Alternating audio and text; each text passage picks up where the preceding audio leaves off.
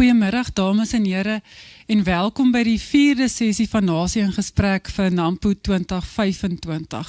Ons het regtig die vorige 3 sessies wat ons gehad het, die eerste een gisteroggend het gaan oor die versterking van die infrastruktuur op die platteland en dan gistermiddag was 'n volgepakte saal gewees oor die geopolitiese omgewing van landbou wat 'n uitsonderlike sessie was en dan vanoggend oor die volhoubaarheid en dan vandag het ons oor die toekoms van kommersiële landbou en ek dink mense moet hom nie net fokus op kommersiële landbou nie, maar oor landbou. En as mens nou dink oor die temas van die Nasie in Gesprek, is die temas ons gekies omdat alles reg werk nie. Daar's of onsekerheid of daar is uitdagings. En wat vir my positief was van die laaste 3 sessies, was ja, daar's uitdagings, maar die geleenthede is soveel groter. En dit maak my regtig opgewonde vir die toekoms van landbou. Hulle sê ons altyd 'n boer maak 'n plan. Nou, as jy vir 'n boer 'n uitdaging gee, wat doen hy? Hy gee vir jou 'n plan. So ek is baie opgewonde en ek wat nou nie is in die CEO van in die pos van Senwes, is dit regtig vir my, ek is opgewonde, regtig oor landbou en die toekoms van landbou. Ons gaan net gou kyk na 'n kort inleidende video en dan gaan ek oorgee vir die paneel om dan met die gesprek aan te gaan.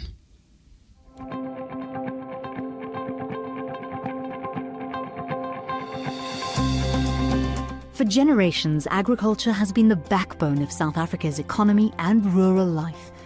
But now, the sector faces a defining moment where the familiar meets the future.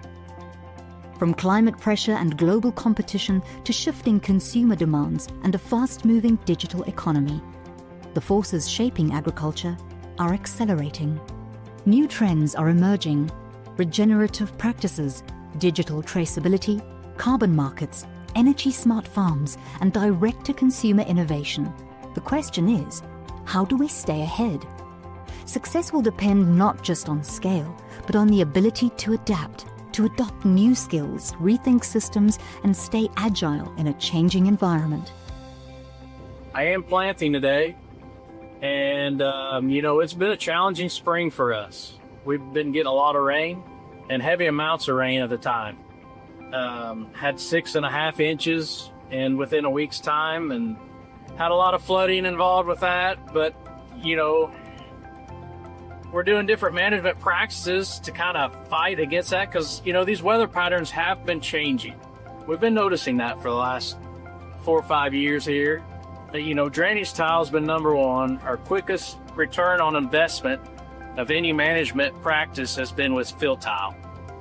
We've been putting a lot of tile in the last 5 years, and it pays. We, an average of 30-foot spacing, and we pattern drain the whole farm. Something else that we've been doing that I don't know if you can see is, I'm planning on this is a strip-tilled farm. We're doing a lot more cover crops. And then I love to run the Soil Warrior or strip tiller in through the cover crop to give me a nice seed bed. And the technology that we've been dealing with Deere here, and we've been running implement guidance and then coming back with AutoPath with the planter, and it gets us on that exact same line that we strip tilled. And, that's helped us get that even emergence that we're after, that even emergence and, that best start that you can get is where these high yields come from. And with the tight margins that we're facing at these times, we need that yield. And that helps us get to where we want to be. At Grain SA, our job is to make sure that our farmers can farm profitably and sustainably.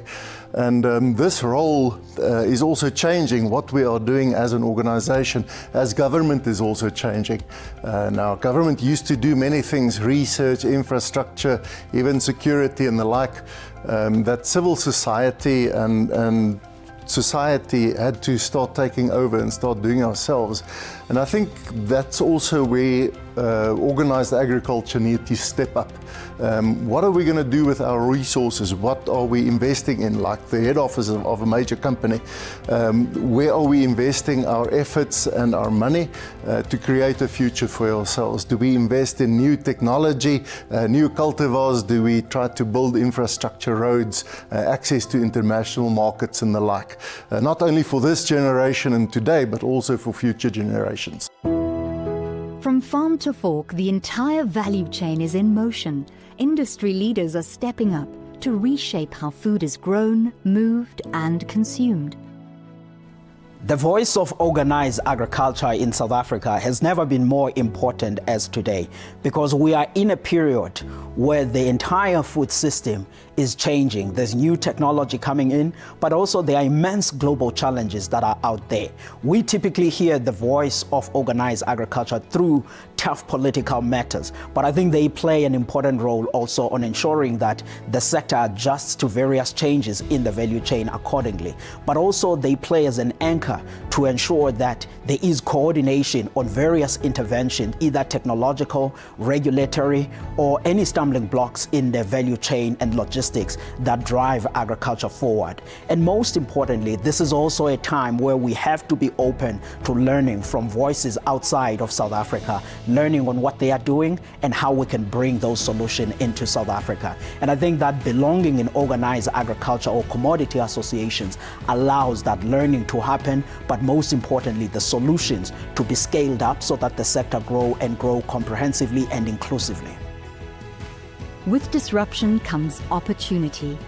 South African agriculture has the talent, land, and entrepreneurial spirit to lead, not follow, into the next era.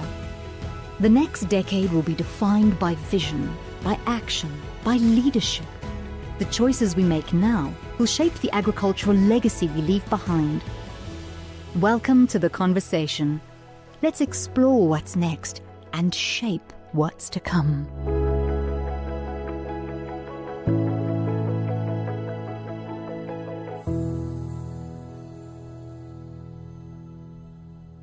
Thank you so much for attending this session of Nation in Conversation.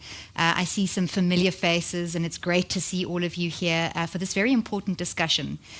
When we look towards the future, and that's something, just as a starting comment, that has changed in the last 3 or 4 years. There was a time when people in agriculture were very focused on the challenges that we need to overcome. And this immense sense of positivity and hopeful expectation and empowered action to create the future that we want to see is now dominant, I think, in discussions in agricultural circles. So that's very positive. But we have to acknowledge the context in which this all happens. Amid questions about global trade disruptions, market fluctuations, changing consumer demands, local politics, sustainability and climate pressures, the cost price squeeze, and technological advances, South African producers simply don't have enough fingers or toes to count the many barriers or risks to their businesses. It's like an ever-changing onslaught of barriers. But amid those barriers and risks are allies. The countless research institutions, service providers, organizations, experts, policymakers, and peers who are in this fight alongside our producers. The future cannot be predicted with any measure of success, unfortunately, but it can be shaped.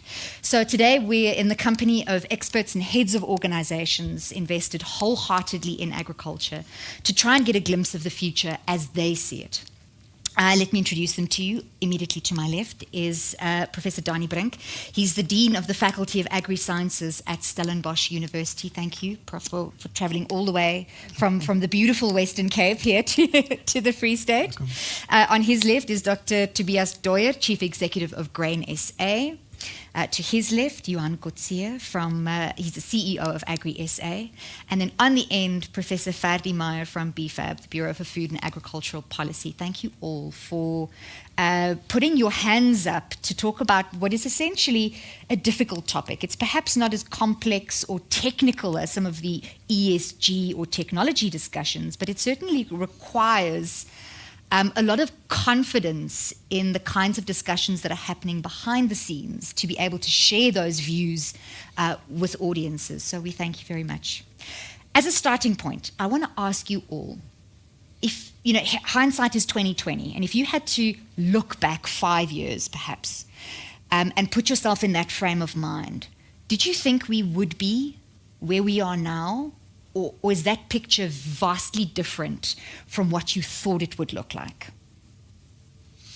No, I don't think so. I think we've underestimated the pace of development and the impact of digital technologies in agriculture per se, but even beyond. I think we've underestimated the impact, and obviously it's not a negative impact. It has not only accelerated management systems and value chains in terms of profitability and productivity, it has accelerated all forms of associated technologies and services, that from input providers and services across the full agricultural value chain. And from my perspective, I think we've underestimated the impact, and that implies that there's further potential to unlock. Tobias. Just from last year, I'm all out of my voice after the first day and a half of NAMPO. Was that the discussions with our President Cyril Ramaphosa, who was here, that taxed your voice? That was a little bit with the discussions for tomorrow, to getting ready for the Deputy President, and that lot as well takes a lot of effort and enthusiasm. But maybe that's a good point to start. Did we, at this time last year around, anticipate that we're going to be in a fundamentally new political environment? Everything that we knew and got used to over the last 20, 30 years has turned upside down to engage with politics. How do we position agriculture and the like? And then fundamentally the way technology is changing, I'm going to take it back a little bit further. I grew up on a sheep farm where the assumption was always that you can have fine wool, but you can't have a large frame sheep. And now getting back, suddenly you have these huge sheep with this amazing fine wool. The changes in productivity that's happened through either genetics or precision farming has been astounding, and there's more to come. Johan. I think if I need to look back 2020, we all should have retired. It would have been much easier to where we now. When you spoke about future is, you know what came to mind? We're living the future that we also sat here, and we're actually living that future. And sometimes we think future is so far ahead, we're never going to get there. And actually, you're going to live the future that you also see now. I think, and I agree to what Donnie is saying, but maybe a different angle. I think we underestimated the power of disruption, of what it could do. Was it nie nog aan en af gewees 2020? And we today with solar. So I think what I saw out of this and what I've learned out of this is we underestimate the power of disruption because it creates amongst farmers. The moment you disrupt a farmer, the moment you take away and you tell them they can't, and we don't, that ignites the kind of creative, innovative sense. So my take is, if I look back, I'm amazed about what we've done with this massive disruption. And it's not just us in South Africa, but specifically farming-wise. So my take is what Donnie is saying, but maybe just the angle a bit different I think if I look back, it's absolutely amazing where we were with what we had and where we are today. All of the points so far positive, which is great. Ferdi. When you asked the question, I almost had a line of thought, but then Johan's green socks were kind of pulling me a different direction. Your green socks are beautiful. It ties up to Johan's point. I think what surprised me was the amazing resilience that we've seen in South Africa, but also globally. Just imagine we have commodity prices swinging, the swings that we've seen is tremendous, 40, 50%, 180% swings, and we're still here, we're still producing food. We had an El Niño, we had a La Niña, and we kept the nation food secure, we exported, and globally, if you think about COVID, in combination with the war in Russia, Ukraine, big major exporters in oilseeds, and the world adjusted, the farmers adjusted so quickly. So resilience, adjustment, agility is tremendous. So I was surprised to see how quick the landscape shifts, and still the farmers there in the resilience. If I may, Yes. I think that for me the biggest issue was we were reckoned as essential as farming, and that confidence created a sense of belonging as farmers. It created a massive sense of purpose, because this is what we're talking about. And you know what it did? It ignited the faith we have in what we do. So actually, when we look back, we don't want another disruption. I think one is good enough. We need to halt a bit. But the take is, do you see that agriculture has an answer to the worst scenarios? And we always come out as being successful because of this fantastic concept of not giving up, the resilience. Well, you say we don't want another disruption. Unfortunately, that disruption is here in the global trade sense. We are in a different time for different reasons. But I want to come to you next, Fadi, because you've studied shifts across time and had a look at the catalysts for those shifts. And this shift is different. Tell us why. Yeah, so if you look at over the longer term trend, you kind of observe your real price shifts and relative profitability. And that's where it becomes interesting. You understand what has caused the real prices to shift. Because that's underlining is it's supply and demand, the old economics 101. And what's interesting out of this last period is the shift or the real prices that have increased rapidly and that has caused the supply response was not due to a demand shift, a major demand shift. In the past, so let's think the 2010s, we had China growing very fast, big market, growing at 6-7% consistently. And that caused this big suction of resources. And they did expand a lot in their production, but they sucked up a lot of... So we had the demand shift to the right-hand side. The previous spike in real prices was 2005 with biofuels. So there we added another 100 million tons of grain into that global market. We saw the shift and supply responded and everybody, and then we get kind of back to our equilibrium. We're now back to equilibrium, but demand hasn't shifted that much in this area. This time it was real uncertainty, supply chain disruptions, etc. And we saw this sharp rise and the fall was deep. We didn't experience that much because we had the depreciation of the exchange rate. But in real terms, prices have come down hard internationally. And the reason for that being because demand hasn't moved that much. It's kind of a bit of a sluggish world out there. China's not growing that fast. Africa is rising, but then the volumes are not that big. It's a percentage-wise a fast growth, and domestically we are all moving slowly. So long story short is, in South Africa, if we think we are now talking grains here, this grain South Africa, if we just think about area, it's tremendous to see. Do you know that in the last 5 years, we've expanded our summer area on average by 400,000 hectares? If you just kind of observe the general trends, if I add all the major grains, and the winter grains about 100,000 hectares. So we are farming, let's say, give or take 500,000 hectares more than before this growth in real prices. The growth in real prices ignited this expansion, and now we need to work on it, because what has happened is with expansion, we have shifted, for example, soybeans from being a net importer to net exporter. So our world ahead of us is now in the space of being competing at export parity, which is about 30% lower than import parity. And that's what's essentially going to face, if we talk about grain production, we can get to the other ones, that's what's facing us. We're in an export parity world. It's highly competitive out there, and the demand curve hasn't shifted to the right-hand side, as we've seen with previous shocks where we saw these big shifts, very strong demand pull. And why are we talking about what's happened when the discussion is actually focused on the future? Because you can only look towards the future and try to make sense of what is likely to happen or where you want to be if you've made sense of where you come from, right?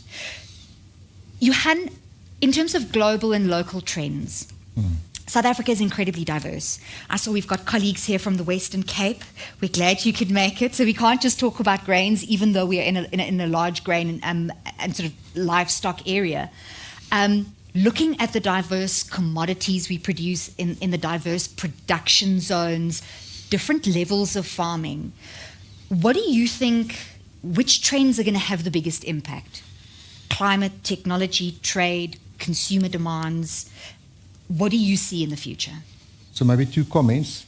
Trade 101 needs to be rewritten because it's not working anymore. The trade issue is a big one. I think it's going to be a big impact now. And I think we kind of sensing it already. There's a big kind of concept regarding the reset of trade worldwide. We spoke about climate change this morning in a different setup. So climate change worldwide, if you have a look at the kind of risk trends, climate change is quite a big one. I think to us in agriculture, the biggest form of climate change impact for us is the understanding of the consumer regarding climate change. Because there's a big change in behavior of buying. So I think one thing about the resilience of South African farmers is we understand the risk differently because we finance our own risks. We mitigate risks by implementing different production methods.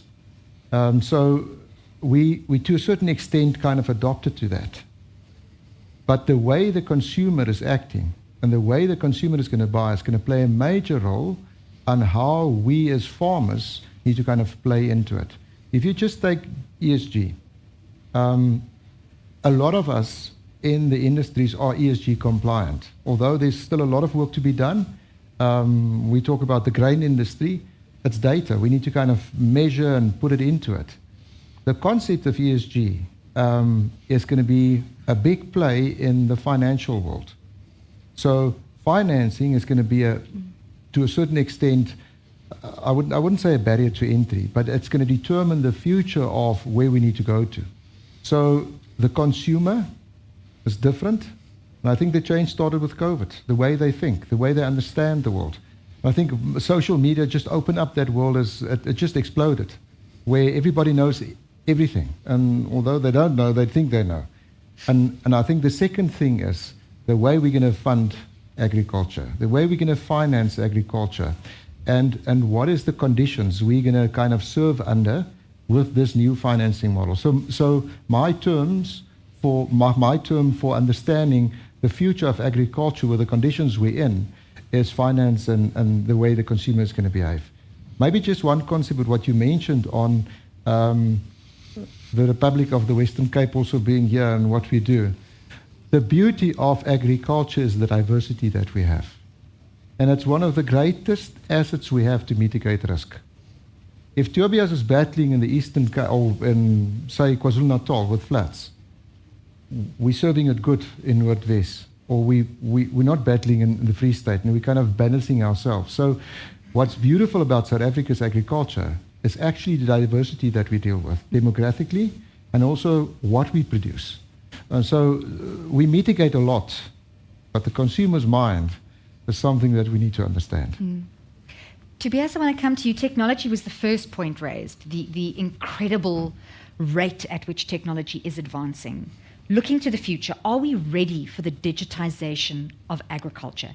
AI, precision farming, data-driven decision-making? Or is there a gap between the potential and the adoption? Because identifying that gap will allow us to take action now and shape the future. Maybe be a bit naughty and just reflect for a moment on the previous question. As I realized there was one of the proudest and most insightful moments was last year when we had a drought in Southern Africa. The environment, the economic environment, and also the regulatory environment in which we produce got shown up. We've got a very strong agricultural sector in South Africa, supported with good policies. And the countries to the north were totally decimated by the drought because they didn't have policies, they didn't have the right technology, they didn't have the right investments. And that was basically because of a policy environment. And that was one of the few cases where you could see political experiments really playing out in real life. And we passed that with flying colors. I'm not saying that we have it good. I think there's lots of things that also need to improve. One of the key things that's getting me excited is so adoption in South Africa is not a challenge because we don't have protection. The only way to survive as a grain farmer is to be on the cutting edge of productivity. to produce cheaper than anybody else.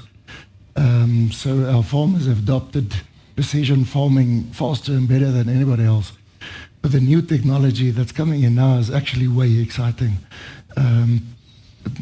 If you think about genetics, the digital editing, the new breeding techniques that's coming in is exciting. We can control the genomes more than ever before. But genomes are incredibly big, incredibly complex stuff. Now, add AI to that, augmenting our bounded rationality, as the economists would say, to really understand how different elements locked up into a genome would respond to different things with the ability to change that around quickly. I think we're in for an amazing change. The precision agriculture trend, I do think, will continue and be enhanced. I think the biggest change there is going to get cheaper and cheaper. So at this point, we're getting a lot of precision, but it's still very expensive. But I think that's going to get more pervasive. The other one that I'm very excited about, so we haven't had huge movements in chemistry over the last few years, new chemistry to deal with pests and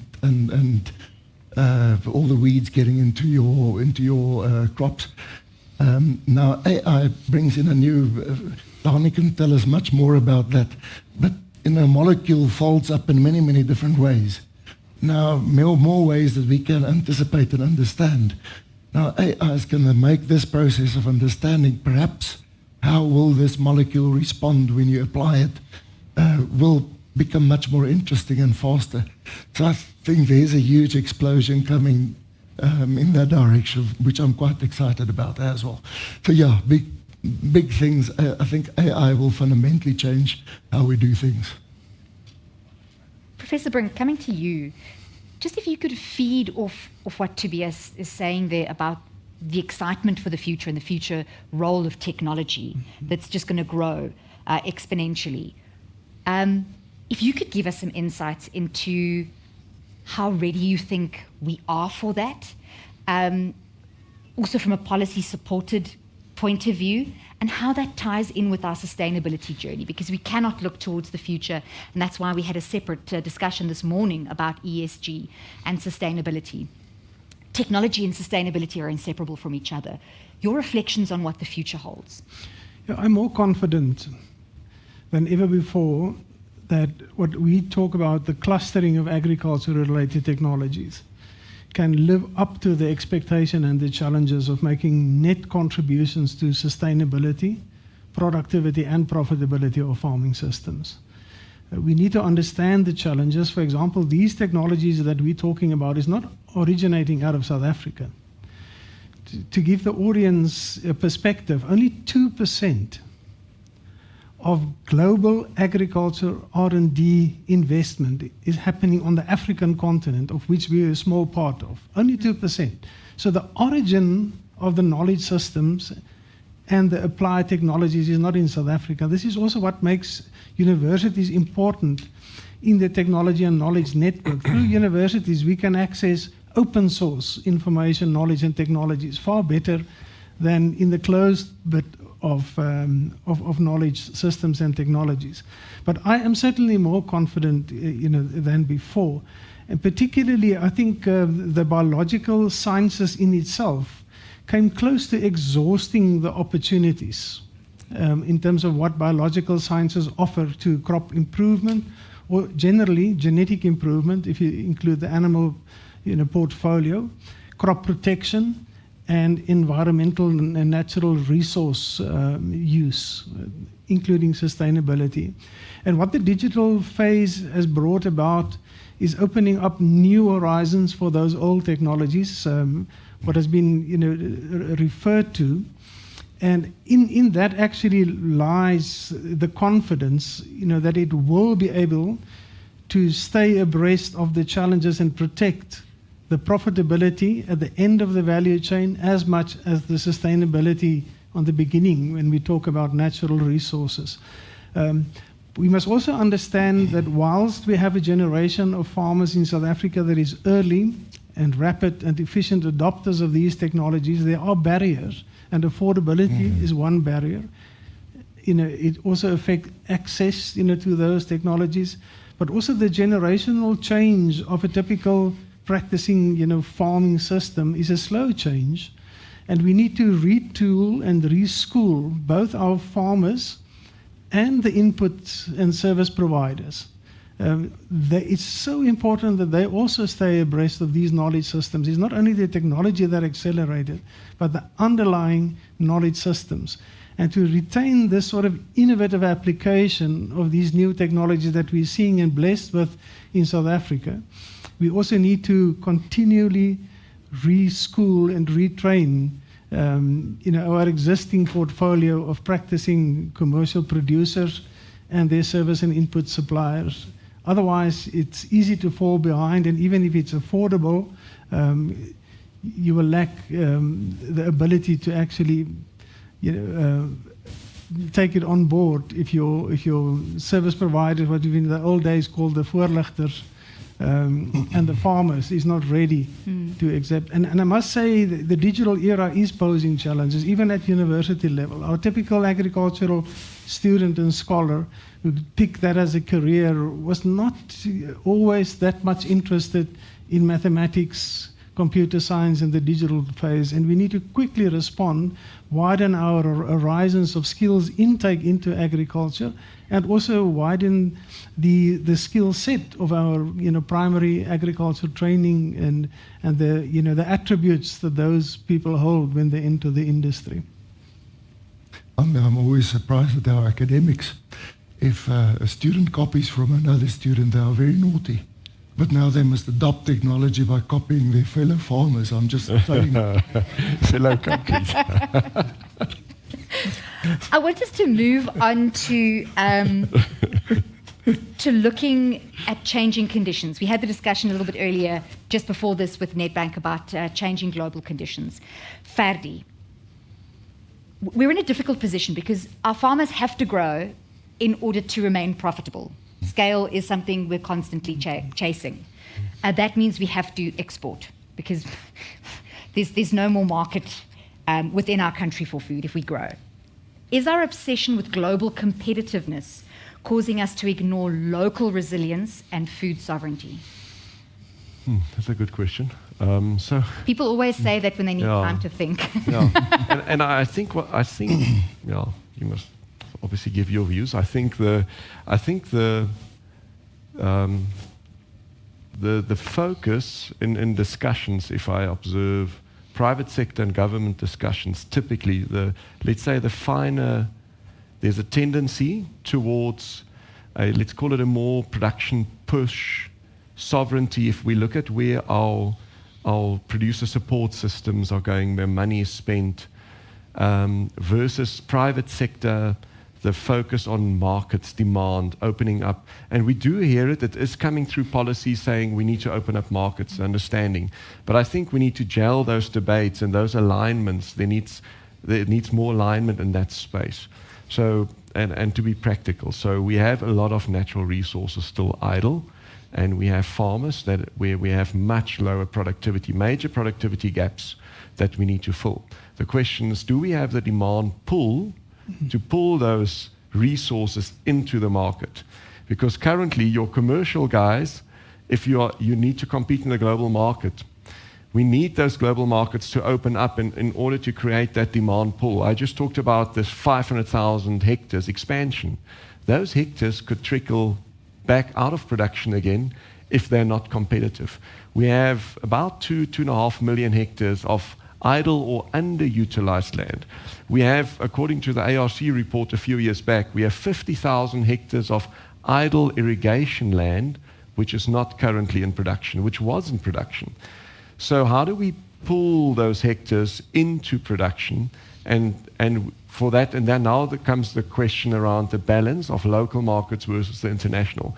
My answer to that is we need both. So we need both the local and the international. It's not the one or the other, because if we talk about one or other, it immediately becomes not immediately, but the tendencies towards, now we talk commercial and small scale. And it becomes that old debate that you're saying, no, both supply chains. Dieval talked about it in the previous session very nicely, where he explained saying, their strategy for red meat is they need to open up those export markets because it creates the pull for our farmers, the smallholders, and where we have a majority of livestock in the hands of black farmers. The transformation opportunity lies not only with the local markets, with international markets. And I think we need to get those ties in a more aligned. That's where the debate, the focus needs to be on, in getting those parties closer together. It's not the supply push or the demand pull, it's actually both in those balances. You see, he spoke like a professor. A farmer's view is you ask the question, competitive. Are we globally competitive? The first thing that got to mind is I want to be the best in the world as a farmer. And I think what is happening is because we're globally penetrating a market where you don't have a choice, you need to be. It's actually accelerating us as farmers to be the best and to go for the best. And what it does is, if I can play overseas and I can win the All Blacks in their backyard where nobody ever won, can you imagine how good we're playing locally? So what did happen was the export market that opened up for us with these opportunities actually bettered the local market. So all of a sudden there's and I think that we sometimes, we don't understand what profit we get out of pushing something out of South Africa. If we can go to Europe and we can compete with the best in the world without subsidies, can you imagine what we can do here? And we're actually doing it. You don't produce local, you produce. And the moment you lift the bar locally. Because I agree to what Ferdi is saying. We may not just talk about global, but what global does is it kind of accelerates you into a different level with agriculture. And I can tell you, you've just ignited me as a farmer because I want to compete with the best. I could remember when I was with the pigs, when I was still a pig. One of the best things that happened was when we could benchmark ourselves with the European pork producers. Because every time you go there and you come back, you say to yourself, we can do it better. If they can, we can also do it. So that benchmarking, that global thinking kind of pushed us from where we were to a different level. And that benefits the local market. I think the other thing is that which is wonderful in South Africa is the moment you can compete in a market where there's no subsidy. Do you understand the push for cost in being cost effective? And the way to do it is not just to grow and say, I need to grow my business. I need to be more productive. I need to produce more with less. I need to do it more cost effectively. If Ferdi can explain what happened with the soya industry and where we were from a pork perspective, where we import and where we are today, that is that global thinking to say, but we can be the best in the world. Annelie, can I quickly add something to that? Because it's just tied to this on food security. Is another angle to it, Johannes. Obviously, if we export, the more we're basically exporting at export parity, which implies it's about 30% below your import parity price. So immediately, whether you're a farmer or not, for the broader population and a big portion of our households who still are desperately poor, the affordability of food. So the export program and the export competitiveness that Johan talked about directly influences the affordability of food. So, and that's just a mind shift. This is, we last year, two of us, I think we got some informal side comments of now we need to close the borders for maize. Remember that story that Africa's notorious for, and they worried about it.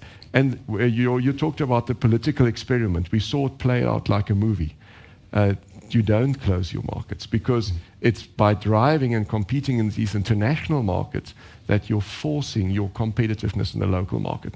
And that actually is the inverse of what people would think. They would say, close the market, close the market. No, open the market because you're driving competitiveness.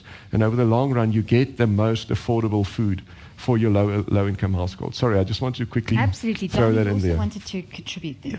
I think if you look about the scale of agriculture away just from the economics and economies of scale, if you understand the importance of the trickle-down effect of technology, and often the first generation of release of technology, if you compare it to a new model of a car, is more expensive and fewer people can afford it, but 3 years later you can buy the exact same technology at a 50% discount in real costs. So you must understand that if South Africa do not follow the trend of operating at scale on our particularly export-oriented value chains to attract the technology, also in terms of affordability, but also making ourselves attractive to those who are marketing and presenting those technologies. This is how it comes into our market, and then you have the trickle-down effect. So one must recognize it, and it's not all bad that is big, because it actually accelerated the introduction, and with that the trickle-down effect of technology in the whole agriculture system and across the full value chain. I want to narrow our focus slightly. We've looked now at sort of global challenges, global conditions. I want to come to you, Tobias, and ask,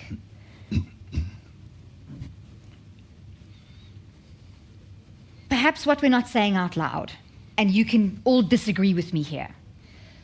Agriculture's biggest threat or political uncertainty. Agriculture's biggest threat is political uncertainty, not climate change or technology. And that's a statement that you can all disagree with, because we talked earlier about shifts recently, and we can blame outside problems as much as we want. And we've seen really positive responses to political change in South Africa. But there is still a measure of uncertainty. How do we navigate that? Yeah, I think we're in a very interesting stage. Looking back, what are we saying by focusing on global markets, globalization? South Africa's got the cheapest food anywhere else at export parity. Another element to that is we used no taxes. We didn't use any public funds to support these farmers as well. So if you were in a different country, you'll pay a lot for your food, and a lot of your taxes will also go towards food. Now, I think the cusp, the change, the crossroads that we are standing at, we've created an amazing agricultural asset. Now we can use this in a specific way. And maybe just a comment to say that this has been an incredibly brutal process. If you were a farmer, farmer numbers got decimated. Huge farmers are left surviving because of the economies of scale. It's an absolutely traumatic process. But now we've reached the point where there's a new government system in South Africa. I think it's going to be a government for the people. Now the key question becomes, how do we use this strategic competitive ability that we've got to start using agriculture to become a job creator, a growth creator in our economy again? And that creates huge uncertainty. So as we are trying to define where do we fit ourselves into and how government sees agriculture, that's going to play out in the next few years. Key things that's making things difficult for us is, if you think, what do we need? We need substantial investment in infrastructure. If you want to create a growth-creating, job-creating agricultural sector, you need to get the stuff out to go and sell it somewhere, because our population can only eat so much. Other part is we need access to technologies. We're not even talking about consumers and the concerns about chemicals and the like, but we're going to change chemicals because we're phasing some out. We need new ones. How are we going to approve those? Government needs to change the whole way of thinking from do they regulate the industry or do they enable industry? So, and we need to learn, because we've been saying, okay, let's write new laws, let's write new regulations to shape a new South Africa. And now we need to change those regulations, not only to shape, but to enable and build it going forward. And the key question to my mind is, how effective are we going to be to enable our sector through the policies that we need for the future? Can I disagree to what you said? Absolutely. So I don't believe, and if I have a look on where we were and where we are today, that the political uncertainty is the main driver of behavior amongst farmers. Political uncertainty is for sure one of the drivers. the main driver for farmers and the output of agriculture is the natural resources, natural interventions, a drought, hail, flooding, massive impact. The ability we have to overcome the political noise is amazing. If you're going to have a look, and Ferdi pointed out where we started in 1994, I don't think there was a period more uncertain politically for us as farmers as 1994. My father was used to somebody saying to him, the price of mealies is, and he said, thank you. Imagine next day they say, sorry, there's no more price for mealies. And all of a sudden you need to kind of restructure yourself. And we went through a big restructuring. If you just look at the commodities. And have a look what happened with the output of agriculture. So the biggest intervention for agriculture is a natural intervention. Political noise creates a lot of kind of noise in our environment. But we have the ability to retaliate towards that. You know what that is? To farm better. To come with a different concept. The moment that you put the South African farmer under pressure, he performs. Please don't do it because we're also tired. We get to a point where we say, yes, no more, well, not 30%. But the take is just. And that is what Ferdi started with, to say, the ability we have as agriculture in South Africa is so underestimated because we talk ourselves down. We talk about what we can't do. And we talk about what we don't have. Instead of talking about what we have. If you walk through Nampo and you're not thrilled about what you see, something is wrong. You bring me an industry in South Africa more vibrant than agriculture. And we actually just 3%. Ferdi is doing a good job. He's going to take us to 15%. If you walk in, if you go into the food system, but the take is just. It gives you so much joy when you walk through what we see here and you say to yourself, what an industry. I'm so proud to be part of it. How do you overcome politics? It's like mountains to us, because that's the way we braai, through politics. The take is just, there's an answer. And you know what? It's vivid when you walk here. It's vivid when you talk and see what happened with the output of agriculture. The way we answer is to farm better, to go bigger, to understand the world of agriculture differently and send our kids and our children to a different world than our world, because AI is different for us. And to say, but we can conquer this. So politics, it does play a big role, but don't give them all the accolades. The biggest one is natural interventions. I want to sort of latch onto that point and push it in a little bit of a different direction. Many people in agriculture will have read Wandile Sihlobo's book, A Country of Two Agricultures.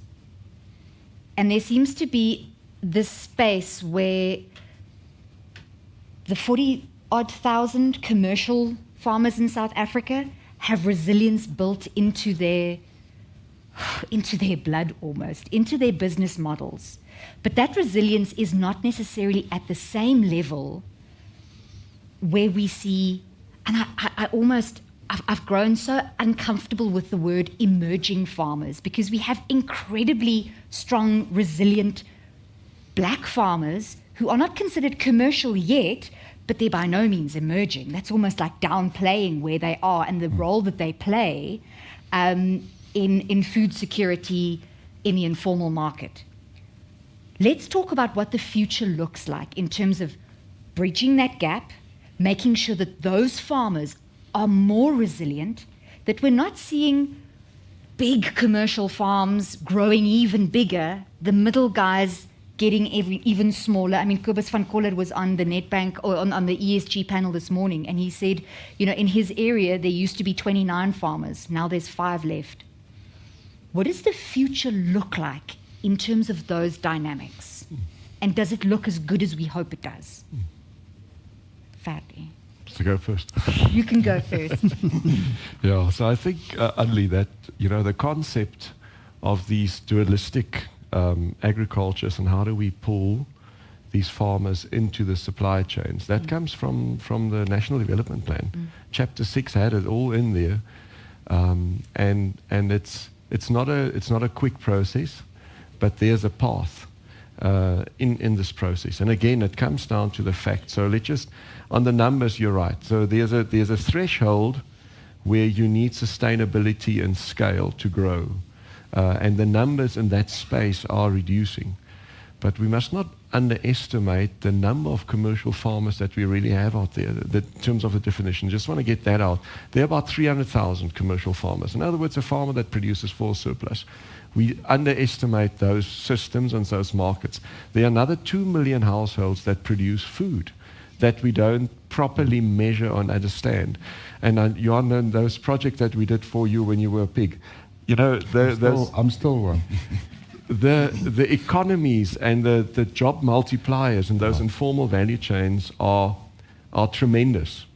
And a lot of times in those supply chains, when you go into those supply chains, I think we underestimate and we don't understand really the dynamics in those supply chains. So I think we need to do a lot of more homework and understanding how do we access, how do we provide the opportunities for the upliftment projects. We have great projects. Two of us, you guys, your PGP, we have amazing success stories. The question is how do we multiply and get that scaled up?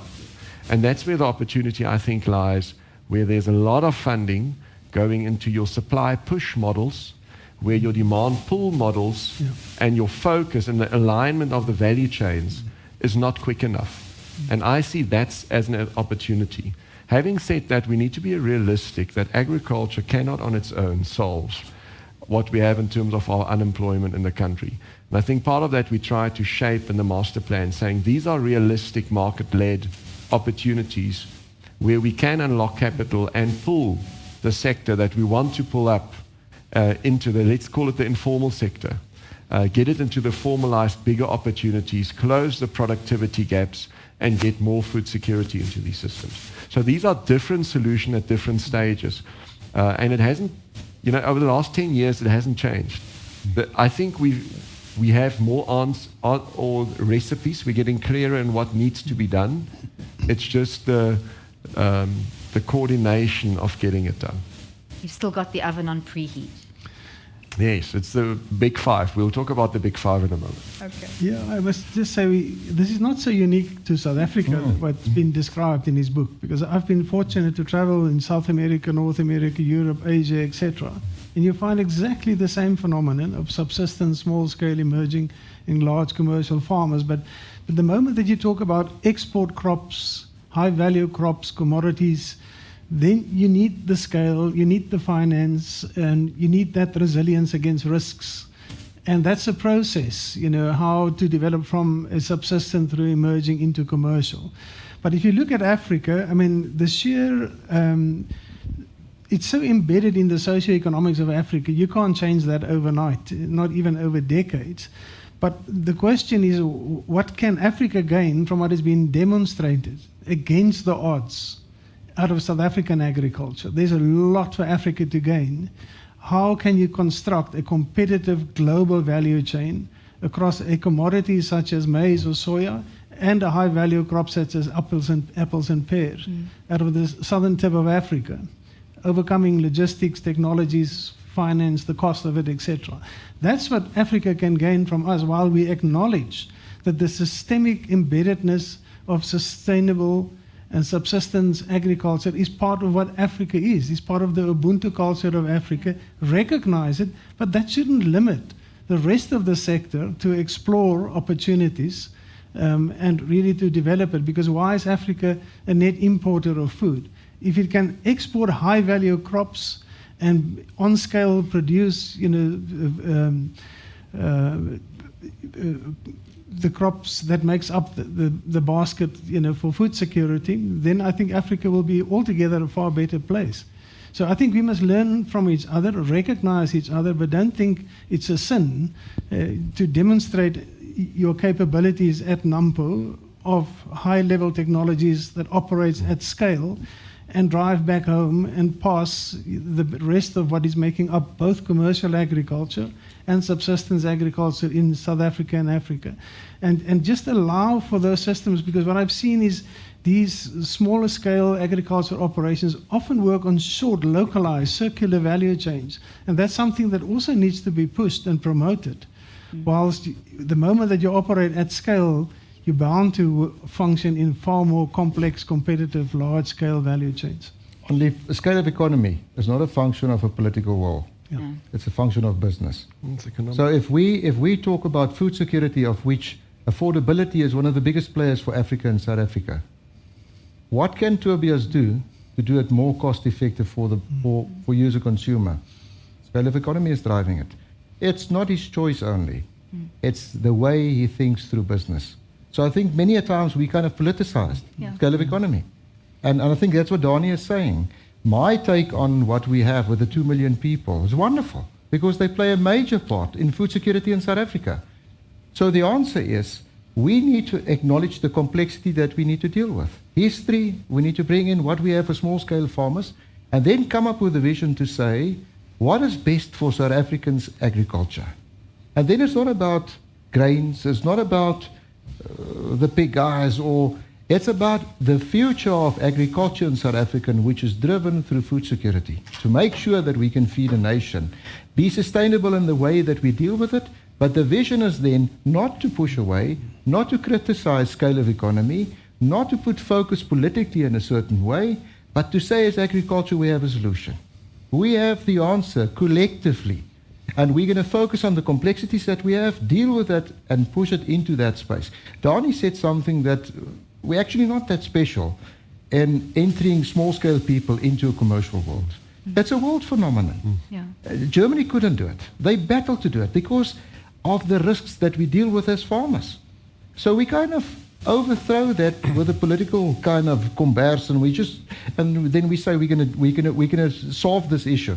We need to look at the complexities and say, how do you deal with it?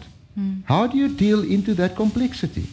If our focus is a national interest, you know what, your mindset's going to change. Not yours, but our mindset's going to change. To say, but there's a political will for us as farmers. And what can we do if we have a shared vision? Because that's scale of economy. If we can scale a shared vision for agriculture, that's the scale of economy that we need to push into. Absolutely. I want to quickly touch on something before we go to audience questions, and that is data. Technology plays such a huge role in the future, but in order to utilize it effectively, to maximize on the way it can increase productivity, profitability, we have to share data. We're not quite there yet. We asked Kobus van Coller this morning, does he experience that, some farmers they still struggle with this ownership of data. This is my data, it gives my competitive edge. He said, you do see it. Some people share freely. How do we need to change how we see data as a shared commodity and an investment in collaborative solutions? Universities worldwide made the same mistake just on the basis of knowledge, of IP, how they try to lock it in and reserve it and own it and not utilize and monetize it. Yeah. So I think one can actually learn from that example how the market has actually freed up IP and how mechanisms and systems have been developed and designed to facilitate that flow of technology. But here, when we talk about data, it's absolutely clear, particularly in South Africa at the moment, there's a complete data overload and there's still a lock-up phenomenon. And it happens in companies, it happens in institutions, it even happens in the bottom drawers of researchers. So I think it's a psychology, and the biggest reason is that we do not understand it yet. So we know how to generate it. There's early indications how to utilize it, but we're not good at it yet.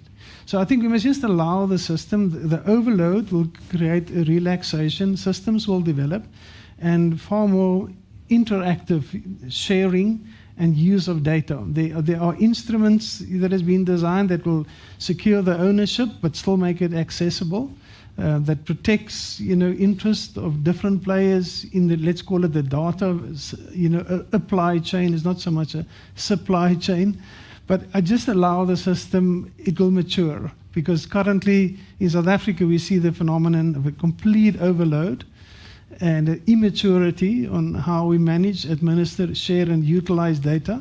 But believe me, it is rapidly developing, and there's already examples set and systems developed and designed to secure the underlying concerns, and to protect interests, but to unlock the value.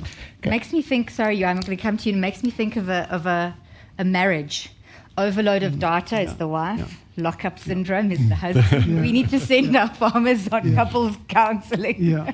One must just realize that, data can age. So that if you don't use it in time, then it actually loses value. Certainly, cumulative data is also very powerful in terms of modeling and projections.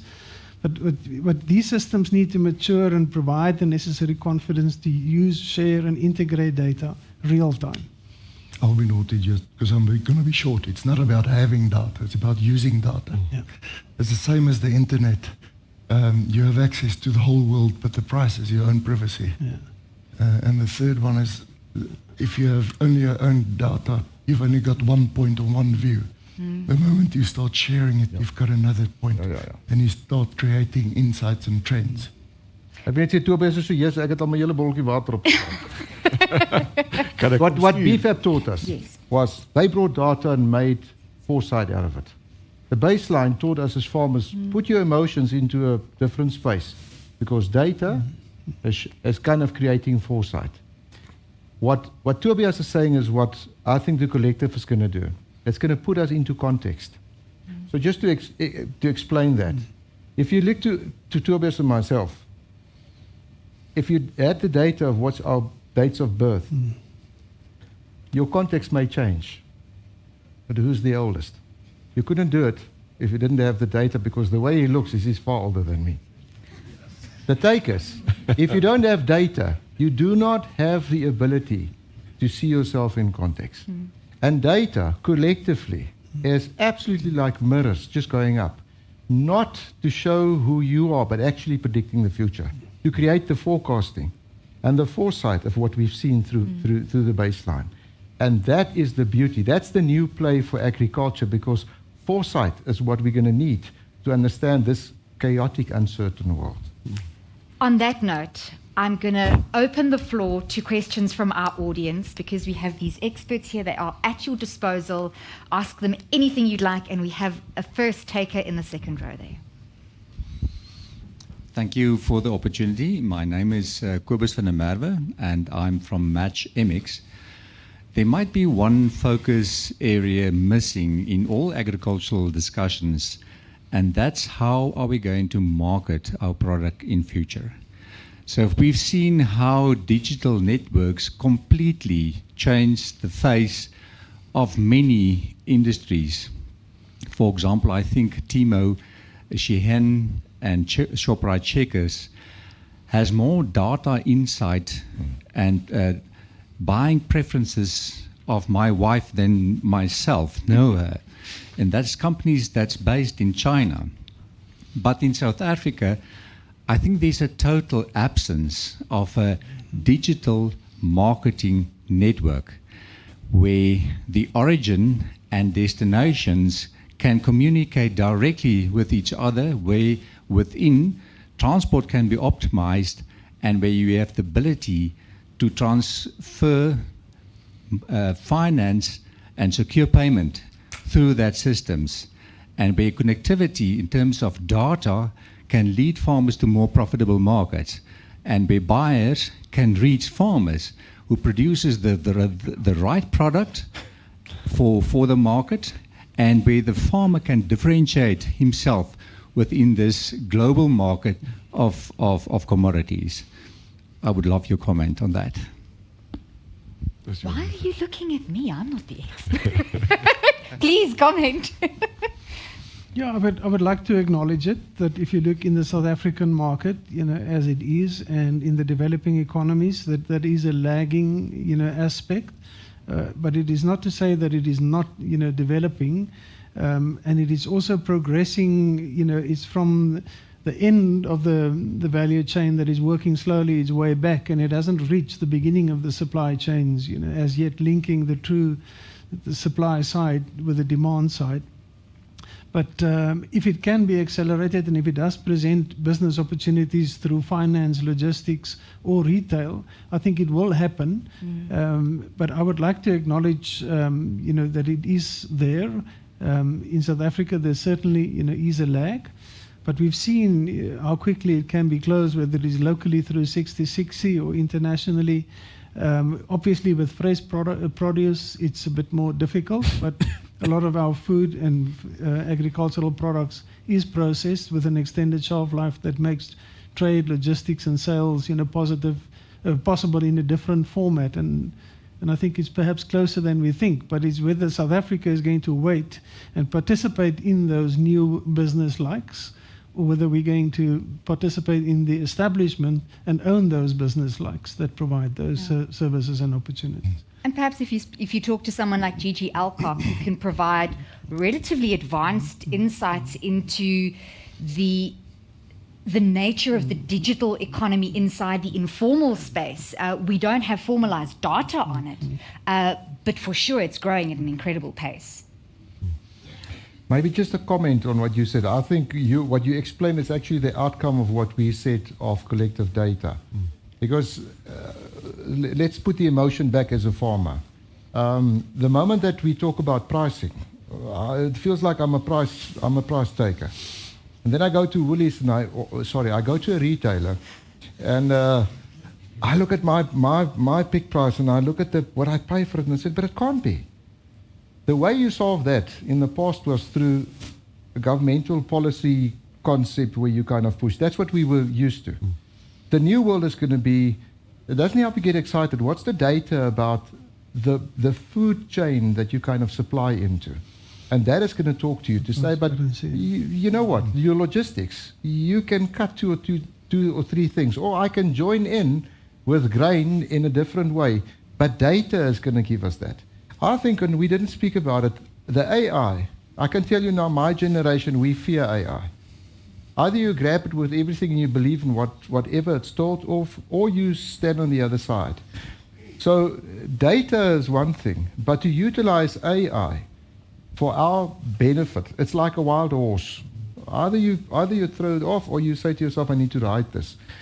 But that's exactly what data is going to do collectively, because it literally puts you in context, and it takes the emotion out, and it creates forecast to say, but that's what we need to focus on. How do we negotiate with the minister regarding agriculture in South Africa? Somebody said something, and we kind of made a case out of it. And then we back it up with some of the statistics, and we push. We should do this out of a data-driven concept to say, but this is what data is showing us. This is where we need to go to.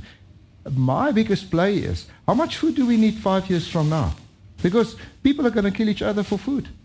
And then all of a sudden, this fear is going to be, let's ride this wild horse and put it all together. So data is our biggest world now, although we've done a lot of it in the past, new. I think Dani mentioned this whole concept of the acceleration of decision-making in adopting new AI. And that's going to happen. So what you actually told us was, this is what this collective of data is going to do for us as agriculture. I think we have time for one more question from the audience.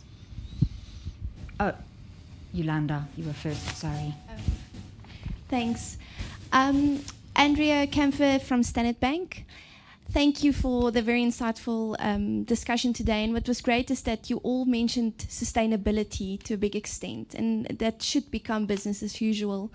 Now, Johan, you've spoken about market demand, consumerism, and it will increasingly influence not only how we farm, but what we farm.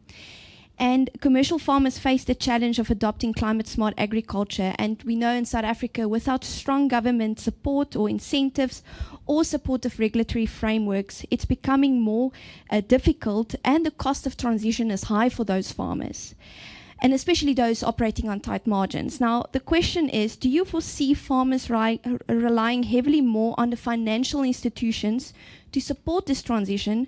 And what do you think is expected from the banks, from the voice of the farmer? The first thing is, we mentioned that you need to understand we need to make a profit. So the profit mindset is going to drive our behavior. I think we talk about survival. Survival is to survive your business. And what is the next step for this business to thrive in a world that's so uncertain? If I may, you asked me about the banking, to understand this better. To understand sometimes you need to be very pragmatical on how to push ESG into our environment, because it's not that we don't want to do it. It's the cost of adopting to a different system is not something that we do out of our normal margins. To go and borrow more money to push that into our space is a lot of vision, because you add to my risk. So as a farmer, what we did with Agri-SA is we said we need to own the process of ESG before somebody else does. Because the moment somebody else tells us how to farm, it's actually going to kill this initiative of farming with ESG.